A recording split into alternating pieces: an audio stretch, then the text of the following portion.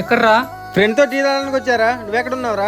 మేక మేతకు వచ్చారా? ఈసారి గణపతి పండగ వస్తున్నావు కదా? లేదురా, రావట్లేదు. మాకు 1 డే సెలవే కదా, జర్నీలోనే టైం అంతా సరిపోద్ది. ఈసారి గణపతి పండగ రాలేను గానీ మీరు ఎంజాయ్ చేయండి రా. నీ ఇష్టం రా, అందరు ఇలానే చెప్తున్నారు పండక్కి ఎవరు రాకుండా. సారీ రా, ఏమనుకో, మాకు బిజీగా ఉన్నా. బాయ్. ఎవర్రా ఫోన్లో? ఊరి నుంచి ఫ్రెండ్ కాల్ చేశాడు రా, గణపతి పండగకి రావట్లేదా అని. ఎలా వెళ్తారా, మనకి ఇచ్చేదే 1 డే సెలవా.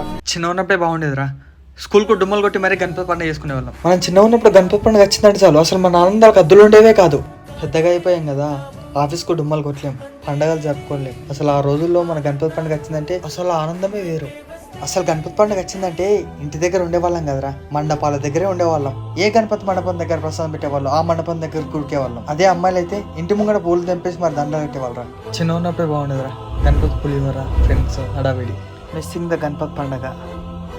మనలాంటి వాళ్ళు హైదరాబాద్లో చాలా మంది ఉన్నారు.